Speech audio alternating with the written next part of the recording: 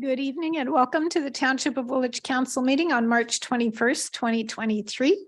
We are now live on YouTube and welcome to Rogers TV. And we have some representatives from the Maple Syrup Festival in the council chambers with us tonight as well.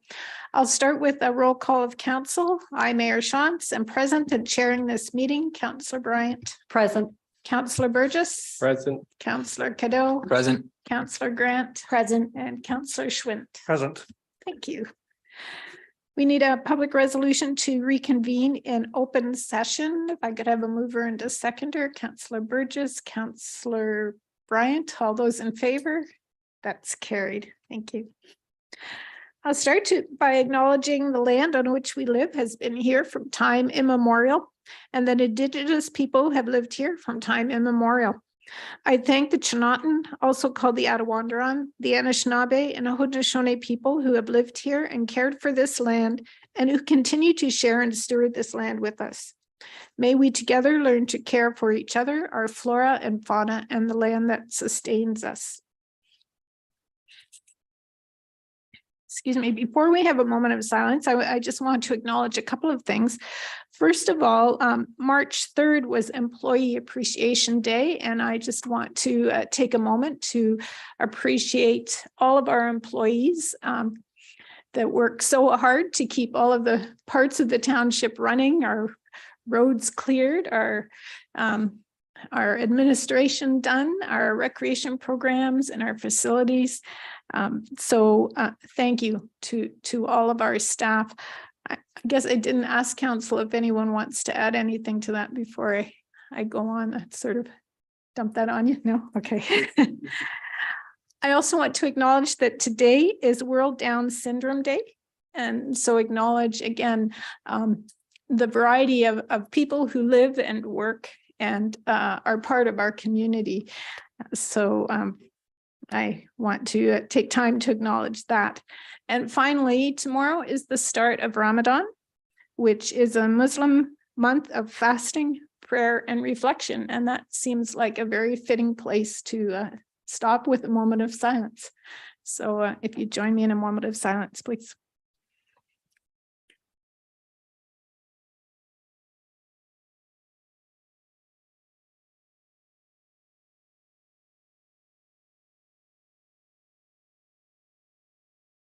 Thank you.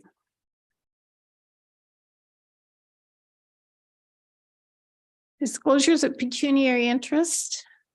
Councillor Bryant. I have one with 12.1.1, item 2, capital paving in the consent items. Okay. And Councillor Grant. I also have for 12.1 as well as the dog designation committee. It's coming from closed. Okay. Thank you. I also have one, and that is on DS 10-2023, which is item number 13.2.3. Thank you. I didn't write that number down. And that is because my husband works for the company that has provided some guidance to Beyond Housing on that item. So are there any other disclosures of pecuniary interest? No. Okay, good. We have items coming forward from closed session, and I will turn it over to Clerk Smith to discuss that with us.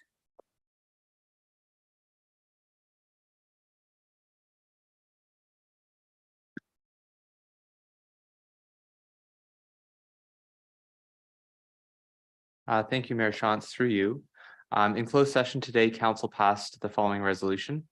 The council direct the township solicitor and staff to release the April 21st, 2022 Terra Probe report, along with a covering question and answer document that is robust and easy to understand.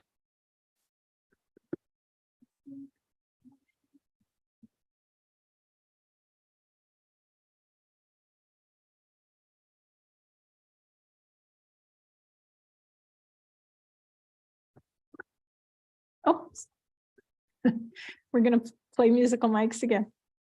Okay. Elmira Business Improvement Area Board Appointments. I'll turn it over to Deputy Clerk Smith. Thank you, through you, Madam Mayor, to council. This evening, I have a report before you regarding appointments to the Elmira BIA. At their annual general meeting, the Elmira BIA did pass a resolution to appoint Jonathan Clay, Dana Costello, Jim Henwood, Krista McVeigh, Steve Pond, Dave Schneider, and Johnson Terrace to the board through their general membership. And tonight, my report is requesting that council endorse the recommendation. Any questions? Someone like to move the recommendation? Councillor Grant, seconded by Councillor Schwint. All those in favor? And that's carried. Thank you. And the St. Jacobs BIA. Thank you, Madam Mayor. Again, through you to council. Similar to the Elmira BIA, the St. Jacobs BIA also held an annual general meeting where the general membership appointed Nick Benninger, Brittany Burgess, Edward Denyer, Phil Hipkiss, Craig Miller, Michael Palmer, Leah Riddle, Peter, Graham Spence, and Dan Vandermolen at their annual general meeting. And staff are recommending that council endorse the St. Jacobs BIA appointments. Thank you. Any questions? Mover, seconder, Councillor Bryant and Councillor Nathan, Councillor Cadeau. All those in favor? That's carried. Thank you. And finally, the Dog Designation Appeal Committee. Thank you, Madam Mayor. Again, through you to council. Our last committee appointments this evening. So staff did some extra recruitment for some expertise on this committee. The Dog Designation Appeal Committee staff are recommending that Samantha DeJong, Simon B. Hansen, Melanie Inglis, Brianna Ryder, and Julia Volkov be appointed to the committee as well. Staff are recommending an excuse me, an amendment to the terms of reference to increase the honorarium that committee members receive for the hearings from $70 to $75. This is to be congruent with other committees that were appointed back in April, and their terms of references were also amended to the following amount, and to recognize committee members' work on the committee as well, to be consistent with cost of living increases. Thank you. Any questions? Mover and seconder, Councillor Cadeau, Councillor Burgess, all those in favor? And that's carried. Thank you. We have minutes from Committee of the Whole, February 14th, and Council of February 21st. Can I have a mover and a seconder for those? Councillor Grant and Councillor Bryant, all those in favor? That's carried. Thank you. So we have a couple of public meetings this evening. The following portion of the meeting is for information only, and no decisions will be made tonight. Any questions can be directed to Development Services staff following the meeting. I declare the planning public meeting to be open, and we will start with zone change application 2/2023-106626 Ontario Limited and Marhome Farms. And I'll call on David Gundrum. The floor is yours. Yeah, thank you, Mayor Shantz. Mayor Shantz, members of council. The application before you tonight is regarding a You went on mute there, David. Oh, my apologies. Thank you, Mayor Shantz. Mayor Shantz, members of council. The application before you tonight, zone change application ZC 2-2023, concerns property located at 790 and 800 King Street North, which is within the Stockyards area of the Township of Woolwich.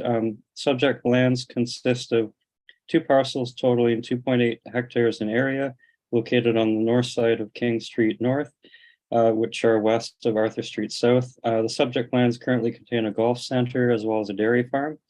The purpose of the application before you is to extend pre-existing temporary use bylaw for an additional 3-year period to allow the outdoor recreational center, more locally known as Max's Golf Center, to continue using the 1.2 hectare parcel, which is owned by Marhome Farms Limited, as a golf driving range. while Marhome Farms Limited will continue to use a separate 1.6 hectare parcel owned by the golf center for crop production.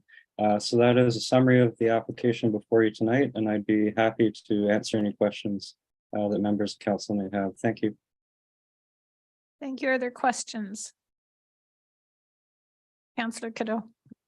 Thank you, Mayor, through you to Staff Member Gundrum. I'm wondering if this has been in place for 3 years only, or if this has been extended once, or maybe even more times than once already. Thank you, Councillor Cadeau. Through the chair, to answer your question, this is not the first time that this temporary use bylaw has been extended. So there have been subsequent extensions in the past to recognize the separate uses under a temporary use bylaw situation. Anything else? Clerk, are there any registered participants in the meeting? Through you, Mayor Shantz, there are no unregistered participants in the meeting. Okay, thank you. Then we'll move on to the next one, which is zone change application 4/2023, and it's 1231 Shantz Station Road. And the floor is still yours. Okay, thank you, Mayor Shantz. Mayor, members of council, the following zone change application concerns property municipally addressed as 1625 Kasuth Road. The subject property is located at the southern extent of the township, containing an existing sod farm, which operates as Green Horizons Sod Farm Limited. The Green Horizons is seeking a zone change for the subject property in order to allow a bunkhouse on the property that would house temporary seasonal workers who assist with farm operations. The property is the site of an outdoor topsoil operation, which includes bulk sod and garden mulch sales, which also is subject to previously approved site-specific zoning for that use. The owners wish to establish this bunkhouse as a permanent accessory use on the property that would house at any given time up to 30 seasonal farm-related workers. In support, the applicant has submitted a scaled site plan drawing to illustrate the concept where the bunkhouse would be constructed, as well as a planning justification report and accompanying MDS calculations for the use. The applicants have also submitted an archaeological assessment with the property, which has been acknowledged and accepted by the applicable provincial ministry in this case. The application has been circulated to public agencies and internal departments for comments. And subsequent to this meeting, staff will prepare a recommendation report for council's consideration in future. That is a quick summary of the application. I'd be happy to help answer any questions that members of council may have. Thank you. Okay. Thank you, Councillor Bryant. Thank you. Through you to David Gundrum. With the building of this bunkhouse, I know during COVID, there were a number of issues with migrant workers and the living conditions they were being put in. Do we know if we're going to have adequate private spaces? Are they going to be bunk beds they're literally using, or are they going to be single beds? Are there private spaces, adequate bathroom facilities for 30 people? It's like there's a lot of questions surrounding what it's going to look like, I guess. I want to ensure these workers are being given safe, a good environment to live in, basically, is what I'm looking for. Do we have any information on what's going to be inside this bunkhouse? Through the chair, Councillor Bryant, those are very good questions. Our understanding at this point is that the bunkhouse will have, as we understand, bunk beds within it. It will be constructed. It will be partitioned into several pods.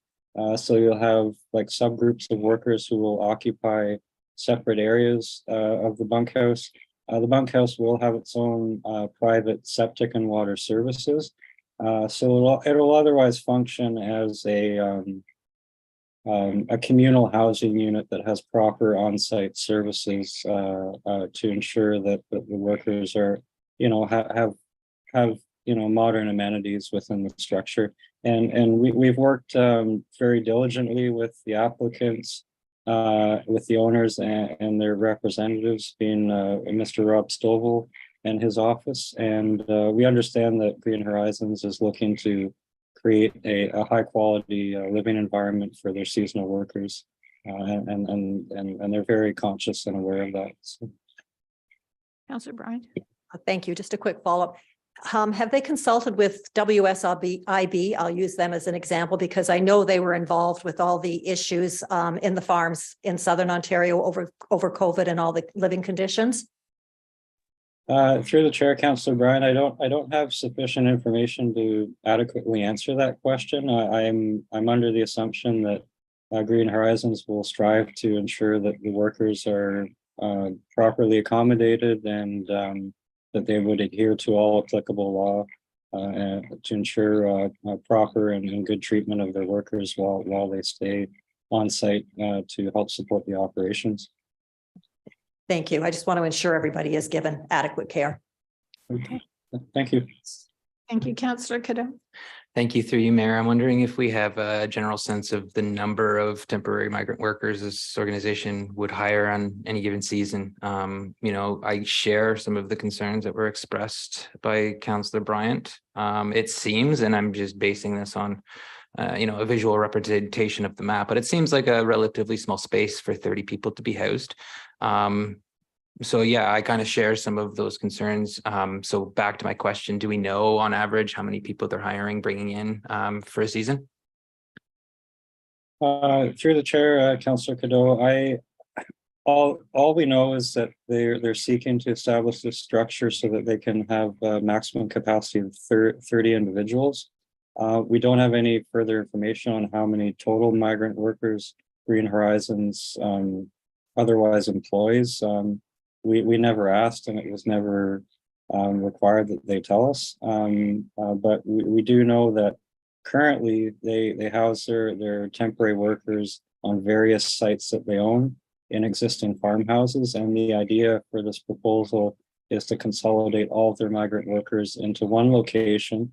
I think they've indicated to us that in their opinion, an offshoot of this would be not only that everybody is kept closer to the main operation in one site, but that that creates a greater sense of camaraderie, of increased worker morale if everyone is together in the same place, sharing time outside of work with each other as well. And for Green Horizons, it helps increase the efficiency of the operations so that they're not having to shuttle workers from various spatially distant sites that they own into a common work location. So for them, it keeps everyone together in the same place with more modern facilities.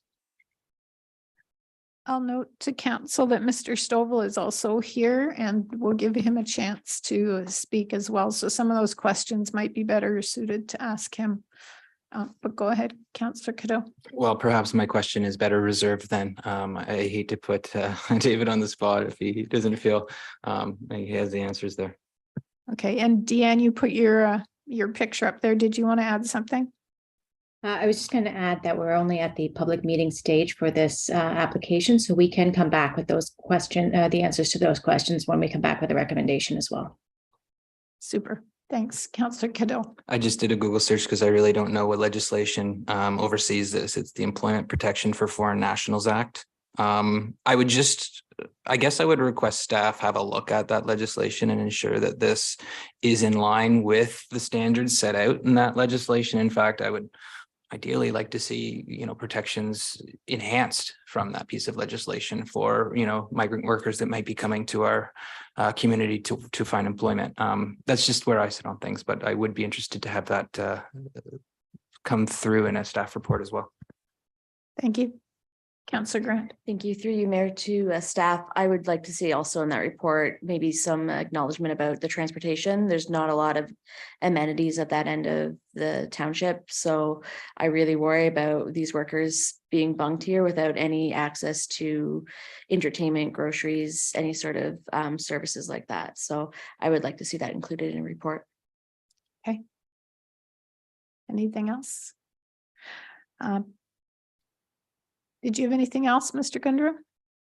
Nothing further, but through the chair, those are very important questions that I think deserve very deserve answers, and we can certainly endeavor to incorporate answers to those questions in our future reporting. Okay, then I'll call on Mr. Stovall.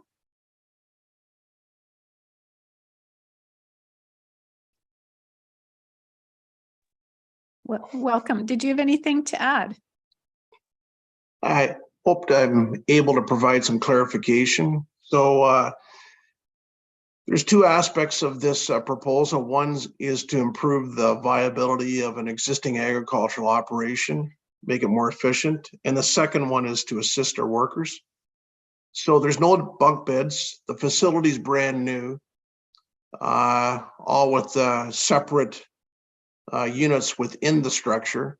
And the design of it has been formulated with consultation with the local public health authorities and with their structural engineers. This is currently the best way of doing things. The workers have international driver's licenses, and they're provided with vehicles to be able to get around when they need to. So this is for farming operations. This is pretty much state of the art for it. It'll be a better thing than what currently exists. And there's no bunk beds, and they currently have about 30 folks coming in to help out. So this is the way you want to see it go. And for sure, we're absolutely going to work with the township staff to ensure that the design is appropriate and meets the building code. And we think it will surpass basically anything that we've seen in the local area for housing of these seasonal workers. So I hope that helps out. Okay, thank you. Are there questions for Mr. Stovall? Councillor Schwent? Sorry, I'm slow on this one. This is probably back to staff. If that's okay, Madam Mayor. I guess I'm a little bit curious why a zone change would be required for this. It's not a permitted use as a housing for ag workers on an ag piece of land. Mr. Gundrum? Yeah, through the chair, Councillor Schwint, very good question. Simply, it comes down to a bunkhouse, communal living dwelling on a farm property. This is just not a permitted use. It's not a defined use in our zoning bylaw, and therefore it doesn't show up as a permitted use on an agriculturally zoned property.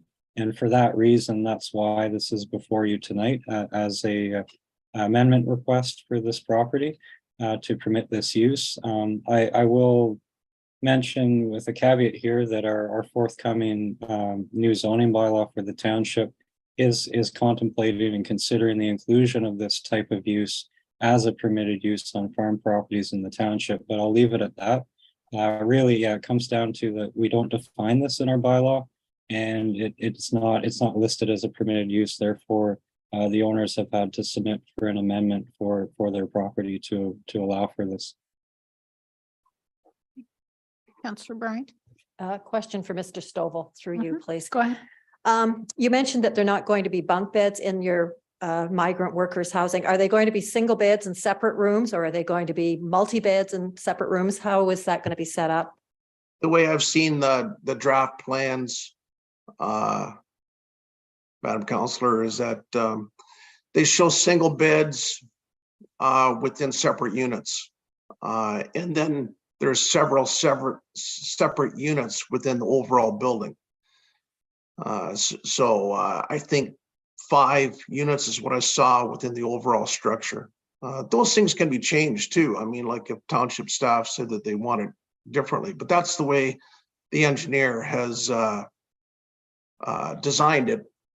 And with the consultations with the public health authorities, that's what they've come up with is the best way of dealing with the COVID and balancing out all the other different things about building accommodations. You know, there's several other factors that have to come into play, but you know, the interest of the workers is at the top of the mind. Thank you. I picture it sort of like student housing where there's a pod with this kind of a central or a common area with a few bedrooms around each one. Is that sort of what you're talking about? Madam Chair, I would say similar, except my recollection, and we're spanning back a few decades here, but with the student housing, we didn't have our own separate cooking areas, and cleaning was all done in one area. So I'm thinking there's going to be several cooking and cleaning areas associated with the proposal. Okay, thanks. Councillor Cadeau. Thank you, Mayor. Through you, I was just wondering if you've reached out to the workers themselves to see if this is something that they would desire. And it sounds, based on your feedback, that this is kind of with them at the forefront of the equation. So it sounds as if that would be considered. Well, yes, sir. The owners certainly working with the workers. I haven't had dialogue with them, but I'm just the planner. The important part of it is the building, the designers, the engineers, and the communications between the owners and the workers. But I would say it will be a significant step up from what we've seen elsewhere. So this, I think, will be a good step in the right direction. Anyone else? Okay, thank you very much. Clerk Smith, are there any unregistered participants yet? Through you, Madam Mayor, there are no unregistered participants for tonight's public meeting. Okay, thank you. Well, since these items were for information only and there are no further speakers, I declare the planning public meeting to be closed. Thank you. Thank you. And now we will move on to Matt Jessup, Chair of the Elmira Maple Syrup Festival, to come and speak to us. You've got 15 minutes to sell the festival to the world.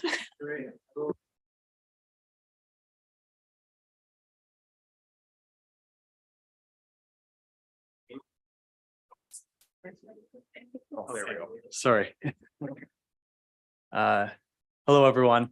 I'm Matt Jessup. I'm the chair of the Elmira Maple Syrup Festival Committee, and this is Quentin Mayer, the vice chair of the Elmira Maple Syrup Festival Committee.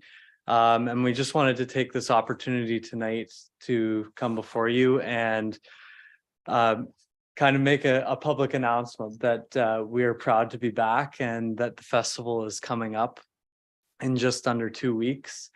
We have brought with us tonight a few bottles of Producer of the Year maple syrup for the 2023 festival. So we would like to pass those around to each councillor and the mayor. However, I think the mayor already has one. So if she'd like to pass that on to someone else, that's all right as well. But we also would just like to extend our appreciation to everyone within the township that participates in making this festival happen, and we are extremely grateful that we can be back and in person this year, and hope that this is going to be the continuation of the festival as we would have always known it for the last 59 years. Do you have anything to add, Quentin? I just say, if you see us out walking around, busy as all get out, just come say hi. We're always here to chat about anything. So yeah, that's pretty much. Yeah, good. and one more point to add is just that one thing we're going to do a little bit differently this year is on the Friday afternoon, when the committee's very busy trying to get ready for the festival. We usually take a break at noon, and CTV News comes out and usually captures how setup is progressing. But we'd also like to invite councillors and the mayor out to Gore Park in Elmira, so that we can host a little bit of a kickoff ceremony to celebrate that we are back and in person. We think that it's a pretty big achievement to be back in person, and we just wanted to incorporate that this year so that the public can also see that. So What yeah. time of day was that? It'll be 12 o'clock noon. Yeah. Okay. Yeah, we were the first cancellation during COVID, I think. Yes, yeah, it That was, was a big decision. That was a tough one. yeah, it was a big I think- decision and Yeah, I think if I remember, we canceled first and the NHL followed the next morning, so. Well, that just goes Everything to followed- show, right? Everything followed suit, yeah. yeah, so that's on record that we were the first ones, but Yeah. we never would have thought that it was the last, like, we would have never thought that it would have been 3 years not being in person, so it's been a lot of work to get ourselves back and in the form that we normally would have been, but yeah, I think that we hope that this is going to be potentially the best ever festival, given that it's going to be highly anticipated by the public. So yeah, and of course, we will see you out at the Mayor's Breakfast on Saturday morning as well. And yes, enjoy. And what was our, was it 80,000, our maximum that we estimated at our highest year? Or was Yeah, it- so in the past, which we believe was 2008, the year that we weren't officially setting a record because we didn't have officiants there, but in 2008, we believe that we had as many as 80,000 people. More recently, we think that we had between 70 and 80,000 people at our 2019 festival, which was a record-setting year as well. But in the books, we're recorded at between 66 and 67,000 people for our records. So we may anticipate even more if the weather is very nice and people are just looking for a reason to come out and celebrate and enjoy the nice weather. So Awesome. And you ordered good weather, right? yeah, You we hope remember so. that? Okay. yeah, we've all been Pass a resolution. Something like to. exactly. Yeah, so anyway, we can pass these bottles around unless there's Sure. any other questions and then you can carry on. Councillor Cadeau. More a comment through you, Mayor. I just want to say thank you for all of the hard work you've been doing throughout the last few years and to the entire committee. I know that it hasn't been easy to kind of transition to an online festival, but you've done a really good job of rolling with that resistance. So, thank you for what it's worth. I know it was a bit of a struggle, but we appreciate it. Yeah. Ditto, Thanks. yes, well done. Thank you very much. We appreciate that as well. Anyway, we will pass around these bottles and enjoy.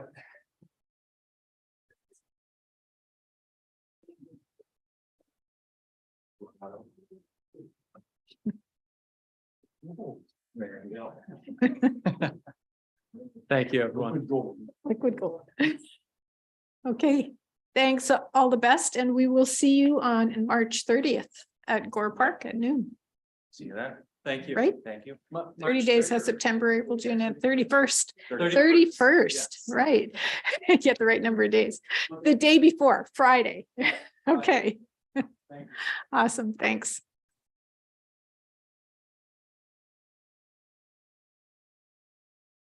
Okay, we have no delegations, no unfinished business. We have a number of items on the consent agenda. Let me see here. That includes a summary of recommendations. So I think what we'll do is okay.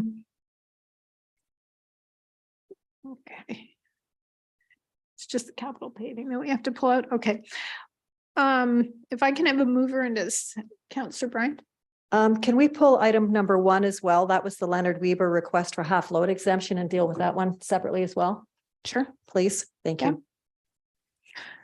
Okay, so item 12.1.345 and then 12.2.1, which is the termite control. Are you okay with leaving that in? Yeah. Okay, can I have a mover and a seconder for those items, please? Moved by Councillor Schwint, seconded by Councillor Bryant. All those in favor? That's carried. Thank you. And then we'll move on to 12.1.1 or 1.1. Leonard Weber request for a half load exemption on Flora Pine Road. Councillor Bryant. The only reason I pulled that was we had an email this week saying we could potentially have other people coming forward looking for exemptions. And I'm just concerned that we could be setting a precedent by letting one person go and then having more coming forward. That's all I wanted to say on that one. Okay, is there anything else on that, Councillor Cadeau? I agree with Councillor Bryant. Can we get a point of clarification as well? When we're talking about the half-load exemption request for Florapine Road, is it for the entire road or is it for one very small section of that entire road? I'll ask Mr. Poupey. I believe it was just the short section to the driveway, but Mr. Poupey? That's correct. To you, Mayor Shantz, to Councillor Cadeau. In this instance, we would be allowing heavy trucks to enter from Floridale Road to the property on Florapine. So it would be, I don't know if it's a half a kilometer or less stretch of road. Thank you. And I think the indication was that there weren't very many trucks that were anticipated in that time frame. Through you, Mayor Shantz, to yes, to council is the applicant indicated, I don't know if it was 1 or 2 a week. The current stretch of road, or what was it, 1 or 2, up to 1 or 2 a week? I believe it was. It might have started with 1 truck or something like that, but it is exempt for anyone to use it. There's not an exemption per property. It's just an exemption on that stretch of roadway. So just to keep that in mind as well. Councillor Grant. Thank you, Mayor. Through you to the rest of council. I do believe the applicant also said that this is a new shop that he had just built over the past year. And my hope is that in the subsequent year, he maybe come up with a business plan that would allow him to avoid the March kind of road exemption. That was partly my intent in supporting a 1-year exemption for that individual. Okay, thank you. Anyone else? Would someone like to move that? Councillor Grant, Councillor Schwint, all those in favor?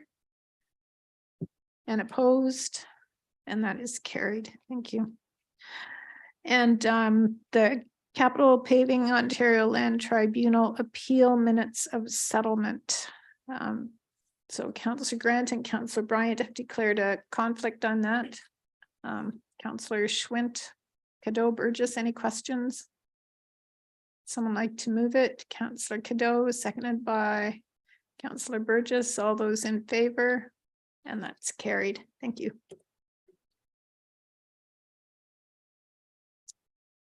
Staff reports and memos.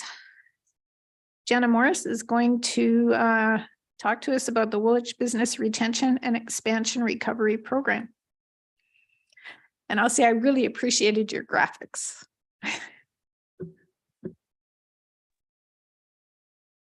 Go ahead, Jenna.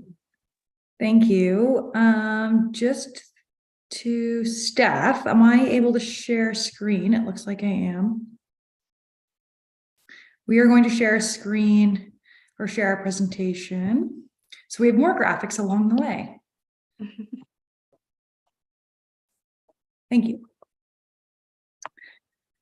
Okay, so good evening for those of you tuning in and do not know us.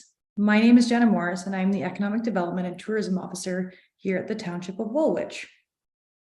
And my name is Jasmine Nanda, and I'm the Business Retention and Expansion Coordinator. And tonight we will be presenting the results of our 2022-2023 Business Retention Expansion Project. So first and foremost, what is a Business Retention and Expansion Project? Here on out in the presentation, we are going to use the acronym BRE. So a BRE is a process developed by the Province of Ontario's Ministry of Agriculture, Food and Rural Affairs, or OMAFRA. It focuses on supporting the community's existing businesses by building relationships amongst the local government and business community. Specifically, the objectives of the project are to identify the needs, concerns, and opportunities of local businesses so that local action can be taken to respond to businesses' needs or opportunities. And also learn of future plans for business expansion, relocation, and or retention to determine where assistance can be provided. To demonstrate pro-business attitude and develop an effective relationship with local businesses. And lastly, to address immediate issues and opportunities or red and or green flags. So this project was also developed as a result of the COVID-19 BRNE report, which was generated in September of last year, in 2021, to help gauge the impact of COVID-19 pandemic on business activities and provide detailed information to inform strategic action planning and work towards economic recovery in the township. The COVID-19 BRNE survey had 70 responses collected over a weekend, and it created a base for our current BRNE project, as we took information from the last survey, added questions from OMAFRA's general survey, and made it our own to help us collect community-specific data to Woolwich. Thank you, Jasmine. So what are the main questions you may be wondering or thinking is why would a community undertake a BRNE?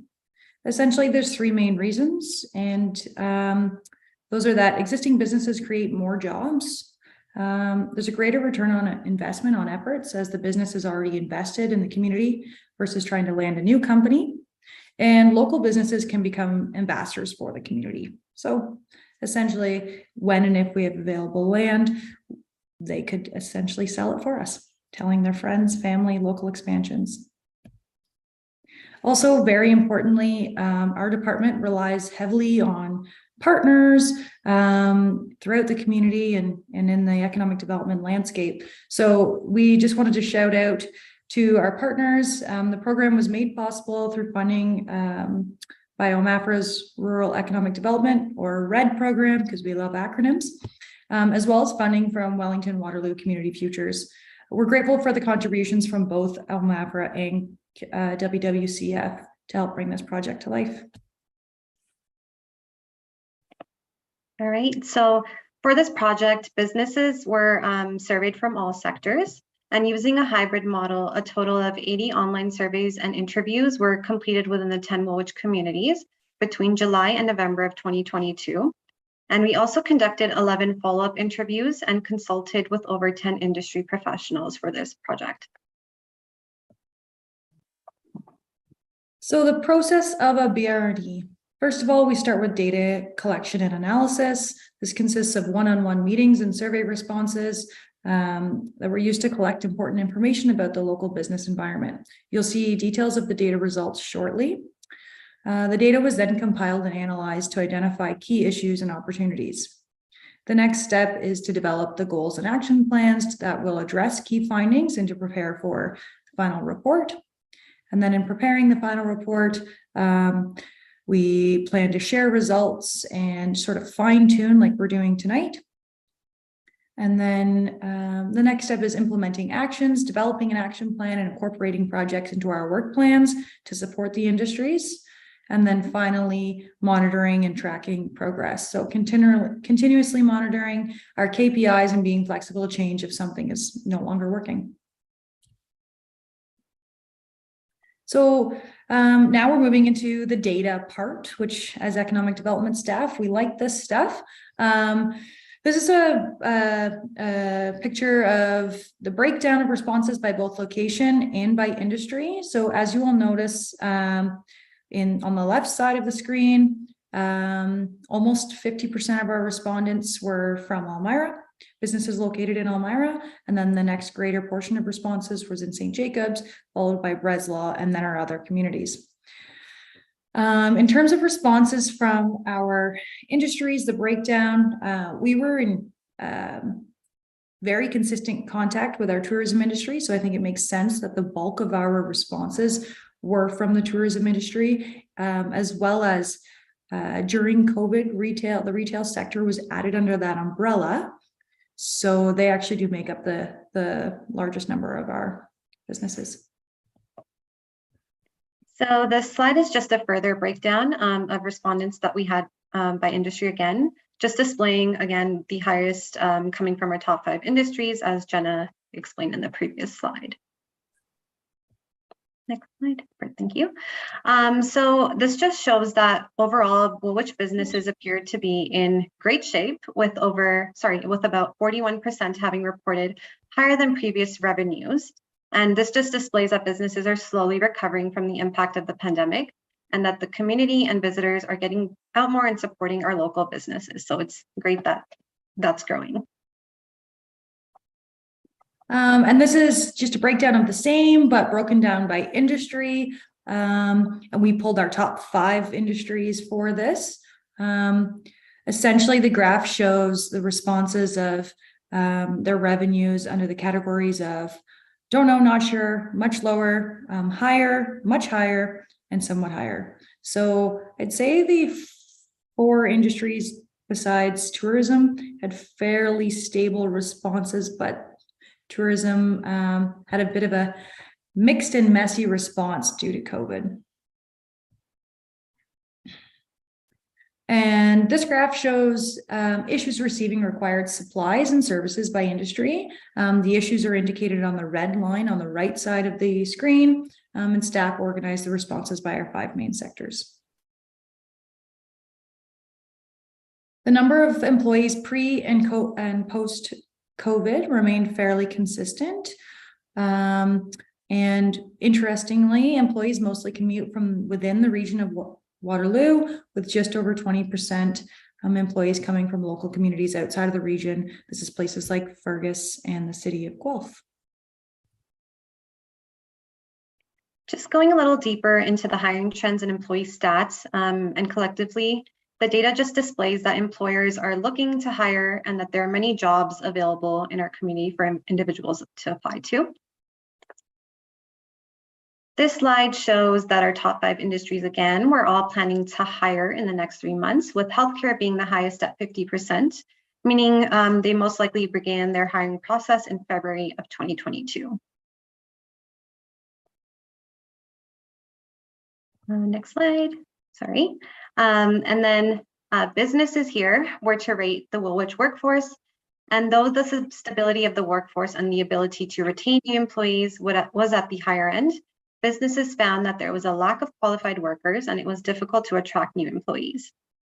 More than half of our survey respondents said that they were experiencing hiring challenges. And then respondents were also asked to select 3 challenges to hiring employees, and these were the topmost, as seen on the side here. And data really shows that we definitely need to look into how we can support our businesses to get access to the labor force that they're looking for in our community. Okay, so continuing from the previous slide, we organized the issues under our 5 main industries again, with the red line indicating the rate of issues within each sector. Our industry colleagues described this issue as a skills mismatch. So hiring methods, as the saying goes, and as our respondents let us know, it really is who you know. So the top hiring methods were your personal or their personal network, referrals from friends or current employees, and then later employment websites. So in this section, businesses were asked to indicate their top 3 challenges to retaining employees, and the topmost challenges were competition from other employers. We heard a lot about employee poaching and that being a really big issue, lack of affordable housing options and wages. And we took a little bit of a closer look at the lack of affordable housing and wages section to see what industries were facing the most challenges of employee retention in these categories. And for both, as seen here in the slides, it was the tourism industry. We looked a little bit about the youth workforce, and it was found that 50% of our businesses had summer jobs for youth last year. So last year, meaning 2021. Most were looking to hire youth for roles in food service, sales, and agriculture. To add, most businesses were having challenges hiring youth in the same roles that they were looking to hire for. This graph also shows a breakdown of student hires by industry, and as seen here, the manufacturing industry was hiring the most students in 2021, the summer of 2021 at 80%.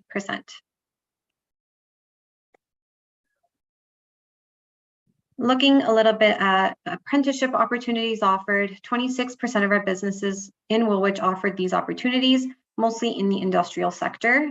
And the other section in the graph shows that this area was more focused on co-op and internship roles available in the area. So industry outlook. Overall, 70% of our respondents indicated that the industry is stable or growing. We feel that this is very positive information, great news for our businesses in general. And on the right side, we did the same. We just broke it down by industry or sector again. Continuing with outlook, although many businesses were thinking about expanding, so the top shows about almost 40%, there are some significant concerns lingering, including the fear of a recession, as well as ongoing employee stress and health. So during the survey, businesses were also asked to share some opportunities and thoughts that they had in regards to economic development in Woolwich. These are just some of the common themes that we pulled out from these responses that we got. And for example, some examples are that businesses saw opportunity in the growth of tourism, as we are lucky to have tourism assets that we can build on and continue to attract visitors through. And they also saw opportunity in advocating for locals, as more residents and visitors are starting to participate in more local activities and supporting our local businesses post-pandemic. So we purposely put a gold star on this slide because respondents indicated that, over 70% of Woolwich businesses rated Woolwich either good or excellent as a place to do business. This is amazing. We have compared our results to other communities, as well as been involved in other BRNEs in other communities, and this is a very positive rate of satisfaction. During the survey and both the interview processes, transportation was a common theme that came up, and that resulted in us having some follow-up interviews with our business owners. Businesses responded that a personal vehicle was the most commonly used mode of transportation to get to work, and that transportation was a hindrance in attracting and retaining employees. And it was learned that this was primarily due to the inconsistencies between bus times and shift times, as well as pickup and drop-off locations and the length of travel times that they had to undergo. And many businesses also displayed interest in beginning a car share program, and the highest response rate again was from the tourism industry for this. Succession planning.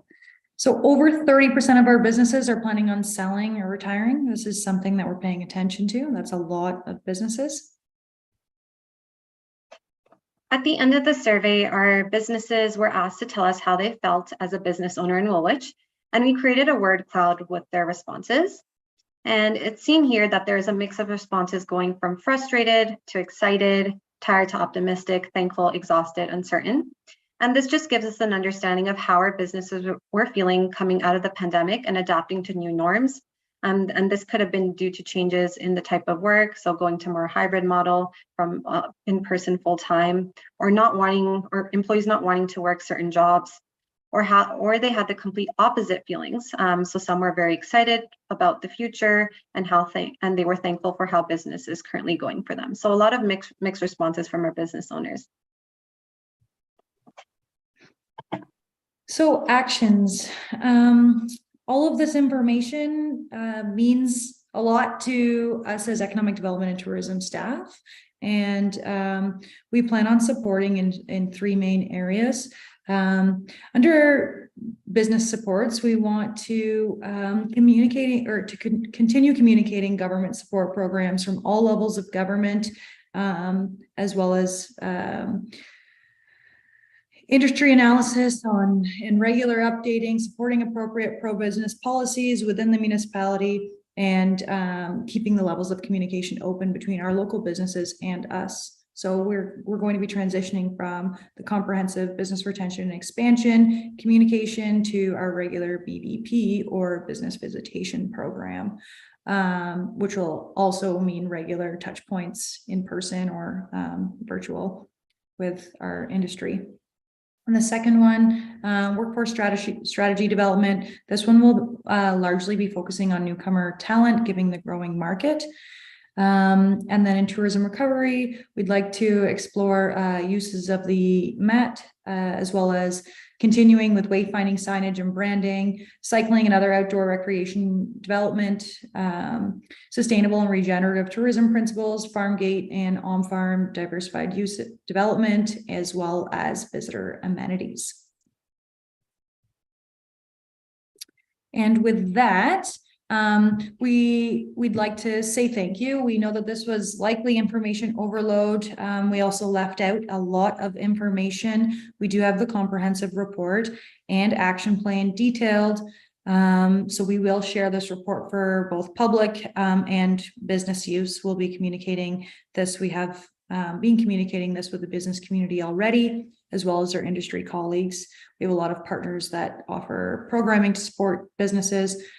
So this will be made public, and if you have any questions or concerns or anything that you want to connect with myself or Jasmine on, feel free to do so anytime. Thank you. Okay. Thank you very much. Are there questions for Jenna or Jasmine? Councillor Grant. Thank you, Mayor Shantz, through you to staff. I believe it was slide number 9, where we talked about the top 5 industries hiring in the next 3 months. I just wanted to know if you could give us a little more insight into that, because when I look at these pie charts, even these top 5 industries are indicating by the majority that they're not planning on hiring in the next 3 months.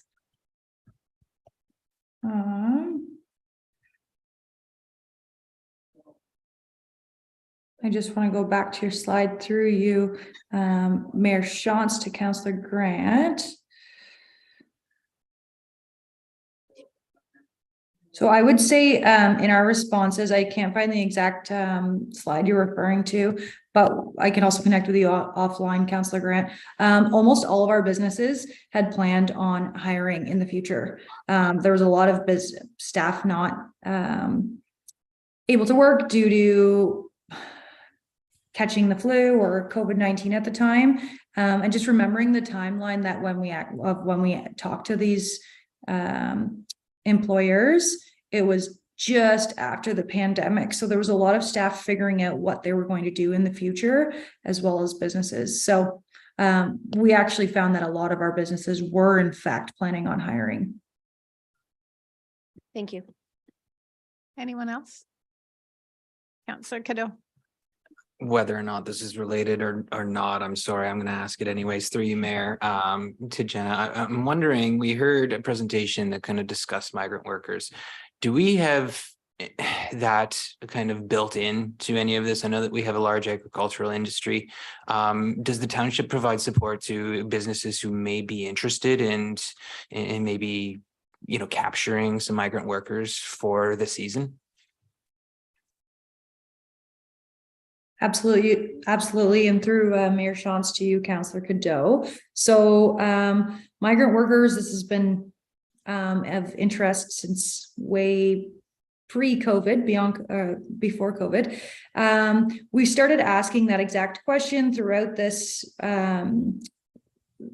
survey, and we learned that a lot of businesses are interested. We would partner with likely OMAFRA to offer resources. There are a significant number of resources, and a lot of our businesses are hiring temporary foreign workers.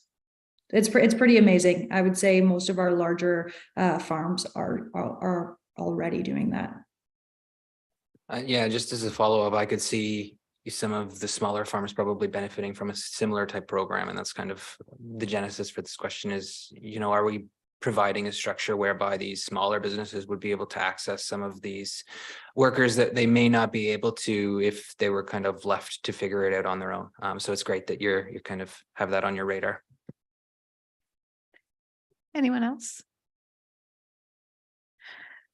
Jen, I was wondering on the slide about competition and poaching, I guess I was curious, is so when the poaching happens, the other 2 items on there were housing and wages. Was that part of the draw that drew them away, or maybe you don't know that from the survey? To you, Mayor Shantz, that's a great question. And because we know a lot of the businesses that responded and had one-on-ones, we were able to find out a little bit more. Poaching that we heard of specifically was essentially signing bonuses and an increased hourly rate. So we had examples of other employers walking the main street, believe it or not, very boldly, and going in and speaking to retail staff and saying, what are you getting paid right now? I will up that plus give you X number of dollars to come and sign on to my business. Wow. Okay. Yeah. Thanks. My second question is, a few years back, I was told that we have about the same number of jobs as we do people. Now, I know that our residential development has really increased over the last number of years, but is that still the case? And I think I don't know if it was in your report or somewhere else, I saw a slide that showed that most residents go outside the township to work. And so then we must be bringing that same number into work. So we didn't survey for the total number of jobs, and I'm actually just getting our 2021 business count data, which includes that now. But yeah, if I was to do the quick math on our total number of jobs just surveyed through this and through the 2019 data, it would be almost as close to the number of our total residents here. And you're right. It seems like there's an effect where we attract some folks from a little bit outside of the community to work here, as well as our residents go a little bit farther or into the city for their jobs.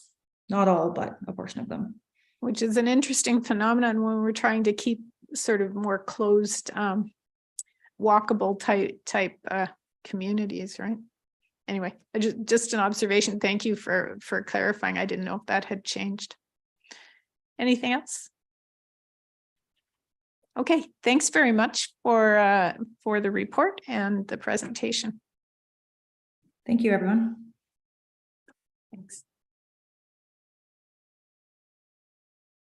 Okay, moving on to zone change and draft a plan of subdivision, Old Scout Limited and Old Scout Place, St. Jacobs. I see that the consultant Steve Weaver is here to answer questions, but I think I'm turning this over again to Mr. Gundrum. Welcome back. Yeah, thank you, Mayor Shantz. Mayor, members of council, I'm just going to share a screen here very quickly just to bring up the draft plan as we have it in the report. So can everyone see that okay? Great. So just to recall, we held a public meeting back on January 30th with council to consider this draft plan of subdivision, which proposes to create 12 new lots at 1065 Old Scout Place.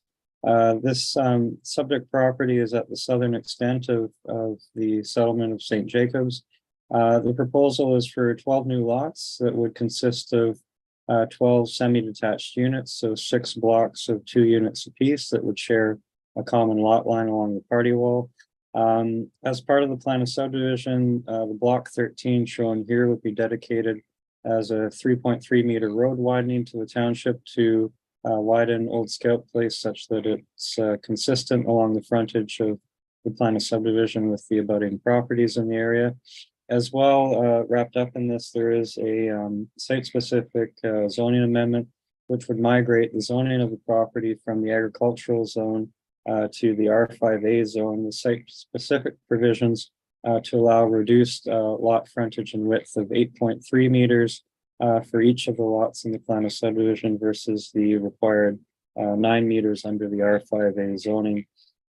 So to summarize, planning staff have found that the proposed plan of subdivision meets all of the policies of the township Woolwich official plan, and we are recommending approval of the draft plan of subdivision with the accompanying draft plan conditions, as well as the proposed zoning change for the subject property.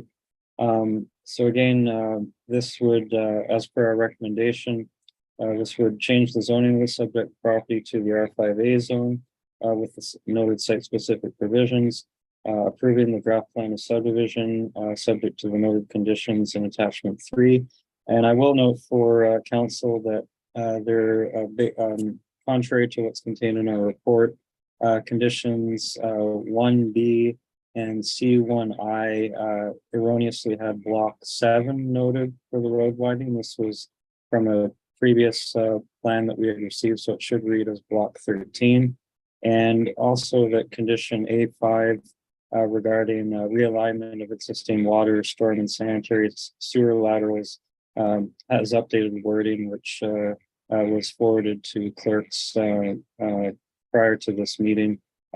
Just that in the event that road improvements are done in this area prior to the development of the draft plan of subdivision, that the township will charge back to the developer any costs that we would incur for realignment of existing servicing stubs in this area prior to completion of the roadworks. And that's if our infrastructure services staff move ahead with completion of the roadworks prior to this development moving ahead. So there is some adjusted wording on condition A5. And lastly, the last condition as recommended is to allocate the required servicing capacity for 39 persons to facilitate the proposed development of the 12 semi-detached units on this site. So I'll end it there. And if members of council have any questions regarding the zone change, the proposed draft plan, or the adjustments to the noted conditions, I'll be happy to answer.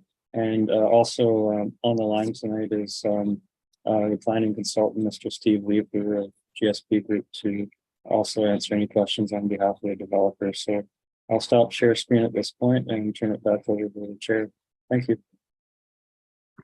Thank you, Councillor Bryant. Thank you. Through you to David Gundrum.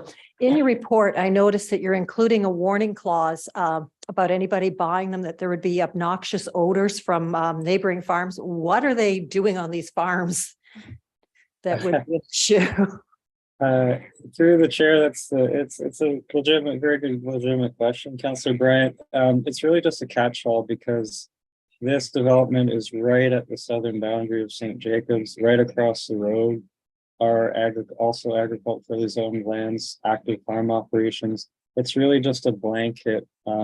It's not that we anticipate that there should be any issue, but it's really just a blanket warning clause that, you know, this development is right at the urban boundary. On the other side of that urban boundary are active farm operations. Not that we are aware that there is significant issue or nuisance at the present time, but this would just serve as a legal warning to future owners that, hey, you live on the north side of the road, on the south side is a potentially active farm operations. Although they have to conform to the MDS, like, you know, if you have a southerly wind, you might smell something. So that's really what that clause is all about. It's just a cautionary warning to future owners. Thank you. We've seen that in Mary Hill with the new subdivision and the farm right next door. We get a lot of odors that drift through the new development. So I was just curious if it was a pig farm or something that was high in odors. Yeah, not that we're aware of, but very good question. But it could be down the road. You said they don't have to comply, or they do have to comply with the MDS. I thought I had read that they don't, being the farm was already there. Did I misread that?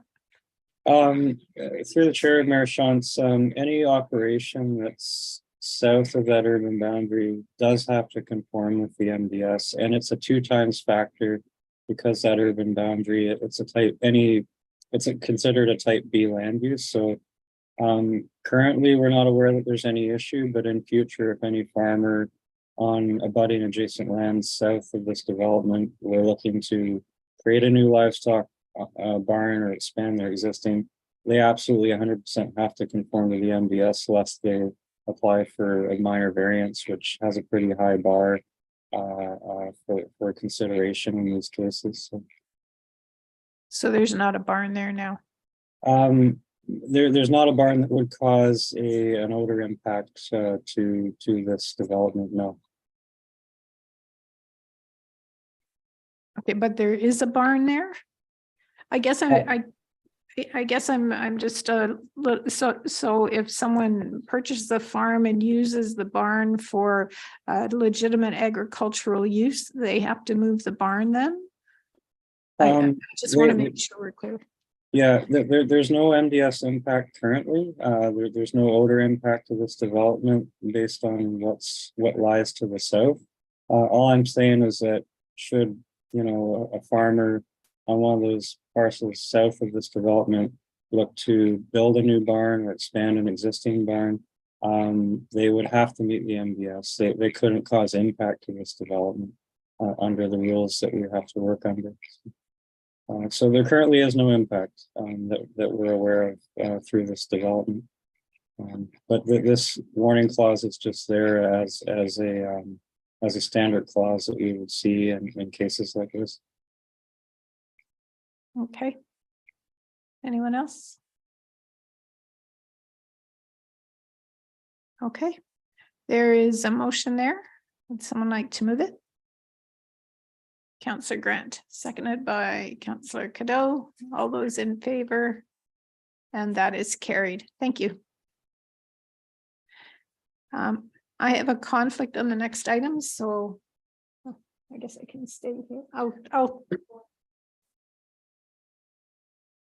So we have another report in line here, Developmental Services Staff Report 13.3. It's DS 10-2023 affordable / low income housing for 28 South Street, Elmira. I know that we have Director Fries here who's going to walk us through this report. Thank you. Through you, Mr. Chair. The lands at 28 South Street are the former Kiwanis House. They were declared surplus and they were rezoned to a multi-residential zone by the township to allow for the development of a future affordable housing development. Since that time, staff have proceeded with a RFP process to get an affordable housing development on that property and get a developer that would develop that property for us, since we don't have the in-house expertise to develop an affordable housing development. We also had a lot of support from the Region of Waterloo Housing Department through this process, and we received one proposal from Marhome, also now known as Beyond Housing. Staff are recommending that council direct staff to proceed with the sale and the development of the lands as a affordable housing development with the proposal from Marhome's Beyond Housing. Thank you. Thank you, Director Fries. Is there any questions? Do I have a mover on the recommendation? Councillor Burgess, seconded by Councillor Grant. All those in favor? That motion is carried. Thank you.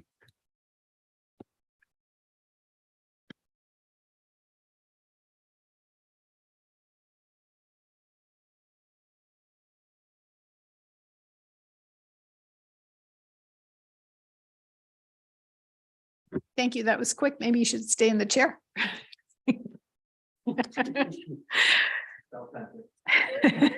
Well done. Okay, Manager of Planning, Ms. Fries, to talk about expressions of interest for our peer review consultant selection. The floor is yours, Deanne. Thank you, Madam Chair. So this report is part of our general aim in the planning department to get an expedited planning review process. Obviously, we're aiming at trying to meet those provincial timelines. So as part of this process, staff have initiated a expressions of interest process to get qualified consultants that could be available on a very quick retainer for peer reviews when required for planning applications. So this report's pretty simple. It just recommends the approval of a list of consultants that had applied through that expressions of interest process. All consultants that submitted their interest were qualified, so they all become part of this list, and then we will review every 5 years or less to add additional consultants. Questions, Councillor Grant? Thank you. Through you, Mayor, to Director Fries. I just have a question looking at the list of consultants. It appears we didn't find any for visual impact. Do we have staff available that is able to do that, or would we still be looking for consultants to help with that? Through you, Madam Chair, we do have staff that are qualified in urban design that could respond to that. This was just to provide additional consultants in the event that we needed a peer review and we didn't have the expertise on staff. If we get additional consultants through our 5-year review, then they would be added to this. So they would also be available. In the event that we do need a visual impact peer review, we would have to reach out separately to that. So we wouldn't be able to use this expedited process. Okay, thank you. Anyone else? Councillor Cadeau. Correct me if I'm wrong, but I read something that you would select based on alphabetical order at some point. Is that correct? I'm trying to find the report here. Sorry, Director Freese, I should have this ready when I'm Yes. gonna. So the way that we're going to have to work through it is we're going to have to put all of these consultants into a list and then move through the consultants in a orderly fashion. If we went to one consultant and they weren't able to take on the work due to workload or conflict, whatever, we'd move to the next consultant and they would have to wait till they get back around on that list. So it just becomes a continued process to move through the list. So if one was solicited for a project, would you go to the next one on the list or would you return back to that first one? If we reached out to a consultant and they were not able to take the work due to conflict or workload or whatever, we would go to the next consultant and then they would not get another turn until we go back around again. So we just continue to move through the list. Thank you. Councillor Grant. Thank you, through you, Mayor. And I believe these were they're placed in buckets. I'm just looking at the one where it's like we have natural heritage with 4 different consultants and then environmental impact with 6. So I'm imagining that's what you mean by the alphabetical. You'd go through the 4 and then back to the top of that. Right. We would go through, yeah, whatever category we were in. Yeah. Okay. Councillor Bryant. Thank you. Through you to Ms. Freese. Do we not look at it from a financial standpoint? Do we not look at the members on the list and basically say, here's the project. Can you submit what your costs would be to do this and look at it financially as well? Through you, Madam Chair. So as part of the expressions of interest process, we got the billing rates for all of these companies. So we already know what their billing rate will be. And when we submit for those type of applications, we would get a quote, but it would be dependent on their billing rates that they submitted at that time and the time that they would take to review that particular peer review. Thank you. Anything else? Councillor Cadeau. Thanks. Through you. The evaluation criteria is just established in an internal policy is my understanding. The evaluation criteria for when we require peer reviews, is that what you mean? The review team evaluated proposals using the township's evaluation model. So looking at relevant knowledge, experience, team structure, and then cost is worth 10 points. That's kind of what I was. Through you, Madam Chair. Yes, we just evaluated it based on an internal review. We had a team that looked at all the proposals. Anyone else? Okay. Ms. Freese, I'm not sure if I introduced you as manager of planning because that's what it said here, but it's also said Jeremy Vink. So you are director of planning. So thank you. Mover and seconder. Councillor Grant and Councillor Bryant, all those in favor, and that's carried. Thank you.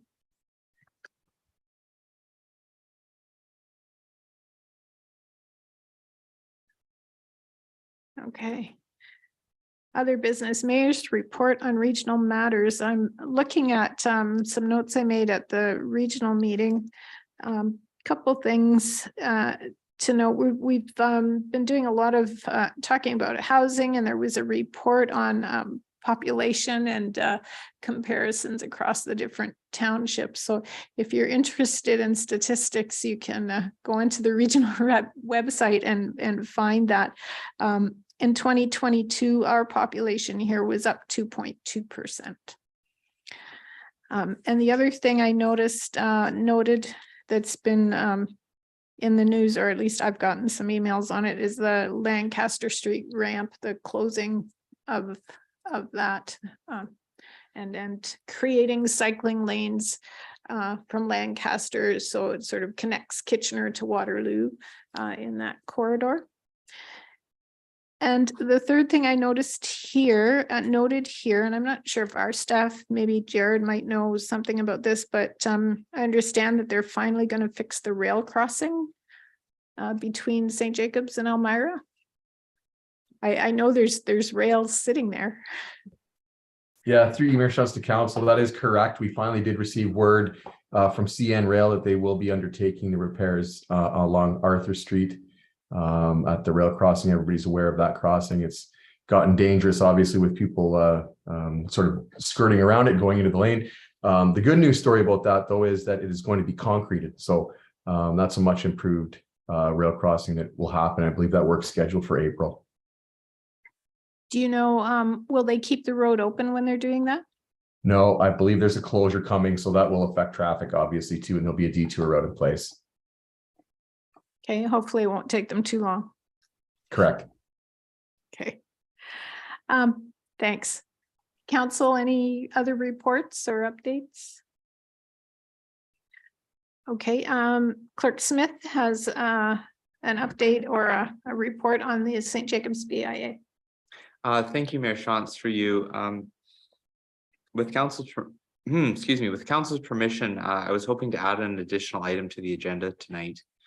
I sent around just before the meeting, and what we'll do is we'll republish in our second revised agenda that goes out on our website an additional funding agreement from the St. Jacobs BIA related to their ice rink and shed project. Typically, we would wait and bring this back to the next council meeting. But the FedDev agency was, has asked us to reply by this Friday, March 24th. So since time was of the essence, I wanted to add this as an additional item. Essentially what the BIA has done with assistance in staff and FedDev is to amend the agreement so that the BI can claim an additional just over $21,000 in tourism related labor costs that was not originally included in the scope of work. So the BIA is obviously would like to see the additional funding. And if council is willing, we can add this to the agenda. And the resolution that I would recommend council pass is that the Council of the Township of Woolwich authorize the mayor and clerk to execute the Tourism Relief Fund amending agreement number 1 for the St. Jacobs BIA ice rink and shed project and any other documents to give effect to the project. If there's any questions, I'd be happy to answer them. Councillor Cadell. Thank you, Mayor, through you to Clerk Smith. I recall that we were kind of footing the money while they awaited a federal grant. This is not going to impact that at all. It'll be full cost recovery. Yes, through you, Mayor Shantz. Yeah, the township is taking on the costs and then passing on the funding, or the funding is coming to the township that the BIA is going to receive. We're essentially holding on to the money and then passing it back out. I'm happy to move this one. Okay. Do we need a motion to add it? No. Okay. Seconder, Councillor Schwint. Any further discussion? All those in favor? That's carried. Thanks. Is there, excuse me, is there anything on the outstanding activity list that anyone wants to talk about? No. Seeing nothing, a motion that the following bylaws in the hands of the clerk be read a third time, actually a first, second, and third time, and finally passed, and that they be numbered as bylaw number 20-2023 to 23-23, and that they be signed by the mayor and clerk and sealed with a corporate seal.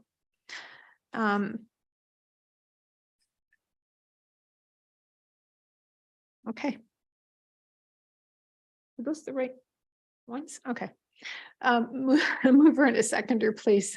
Councillor Bryant, seconded by Councillor Grant. All those in favor, and that's carried. For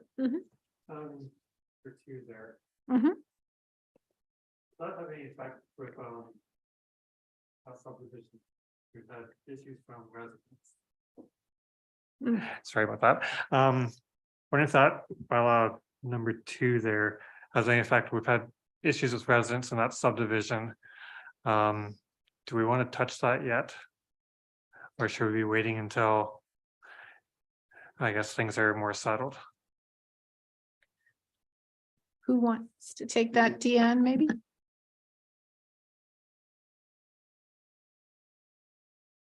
Deanne? Thanks. Yeah, I'm not really sure how to comment on that. This is a bylaw just to lift the reserves. So whether there's concerns with the residents or not in the neighborhood, this is not really the mechanism that we'd use to deal with that. We can discuss the matters with the residents separately, but this is just to lift the reserves, not to move them into maintenance period or anything along those lines. Can you explain what that means then? The concerns with the residents when moving them into maintenance periods was what we were talking about before when we had some concerns with some residents, concerns with the work that was there, but this is separate from that. This is a bylaw just to remove any reserves that are on the land. Okay. Yeah. Any other questions? I guess we actually moved that, so that's all that's on the agenda. So with that, I would ask for motion to, well, before we adjourn, I'm going to remind everyone out there that April 1st is the Elmira Maple Syrup Festival, and come on out and support the community and have a good time. It's great to be in person again. With that, I'll ask for a motion to adjourn. Councillor Cadeau, seconded by Councillor Burgess. All those in favor? And that is carried. Thank you. So we will meet again in regular session on Tuesday, April 4th. Council would like to thank all who participated or tuned into the meeting tonight on our YouTube live stream or on Rogers TV. And I'll remind council to stay connected until we receive confirmation that the live stream has stopped. Good night, everyone.